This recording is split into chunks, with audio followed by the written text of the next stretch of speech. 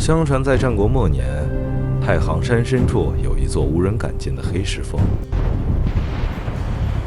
山下住着一位老石匠和他的女兒瑤。某年连月暴雨，山體鬆動，村莊隨時可能被淹滿，鄉人欲棄村而去。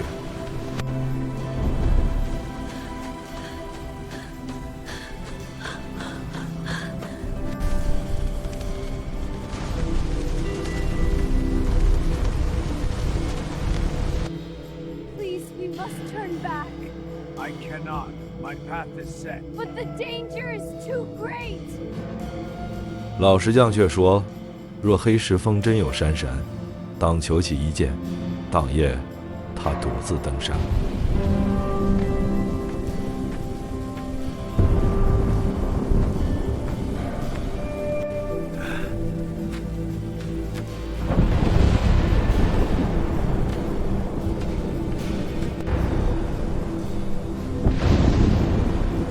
行至半途，見一青衣男子立於原上，手持一盞青銅小燈。男子神情平靜，自稱守山之靈。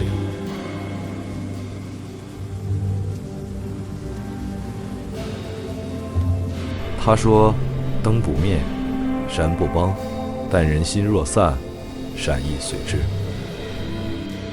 人心散，山更崩。”老石匠明白其意，懇求借燈3日，以定民心。山靈沉默片刻，將燈交出，3日之後須歸還。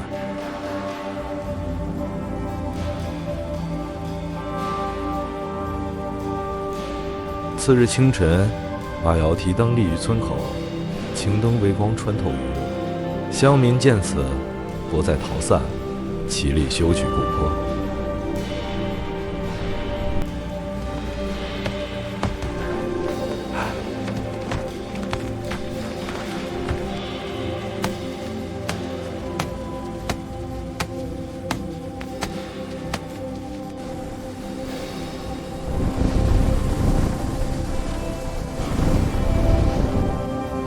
3日未至，山勢漸穩。第3夜，老石匠攜燈上山歸還，青衣山靈已在原處等候。他接過燈，只說一句：“人心既定，山自安穩。”自此，黑石峰再無異光。鄉人卻在村口立石慰藉，稱那盞燈為山燈。